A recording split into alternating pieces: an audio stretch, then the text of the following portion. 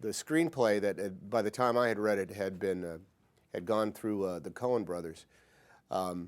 Was well, it's one of the most exciting things that happens for an actor is when you read a red-hot piece of material, and not only do they want you for it already, but Steven Spielberg wants you for it already. That really is, that's like winning the Powerball. You know, that's a lottery win. Steve and I have worked enough together so that the gestalt that we had was always eye to eye. I would come in with an enthusiastic idea for how to go about the scene, and Stephen would say, "That's great, because what I want to do is play it all the way from back here, and if you're moving around enough like that, that's where the eye is going to go." It was, geez, I felt like it was a reward for being able to go back and show up to work again.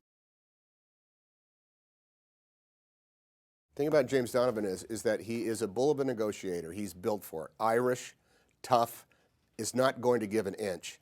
As soon as you leave a crack open, he's in there and he pounds it, and you're doomed. The actual story was that James Donovan knew that if he took this case of defending Abel, that it was going to consume him, and he had to make that decision. It wasn't about should he do it pro bono, assigned by the Bar Association. The decision that he had to make was, can I let this take over my life the way it's going to have to be? Otherwise, don't ask me, because I'm going to tell you, if you're going to give me a spy to defend, I'm going to get that guy off. Do you understand? I'm not just going to give him the fence. I'm going to get him off. I'm going to win the case. So when he was actually, oddly enough, prepared for the demands that were put on him.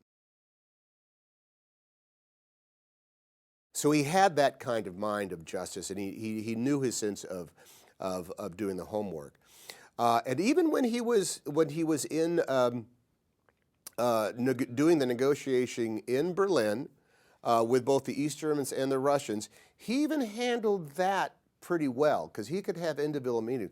What he wasn't prepared for was just the spycraft, the fact that people lie. That people say things that do not go on. This is what it was true. He coming from a court of law, him coming from the type of law that he practiced, was all about, eventually you get to a place where your word is your bond and you follow through.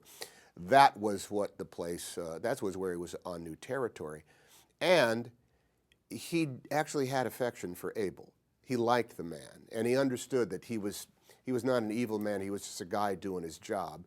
And he did in fact wonder if he was going to disappear in the Soviet system of punishment because he had been in jail in the United States. The human aspect of it, of his relationships with these people, I think that's what makes Donovan a unique, in fact, a unique lawyer, as he was. He was never just negotiating legal points. He was fighting for his guy.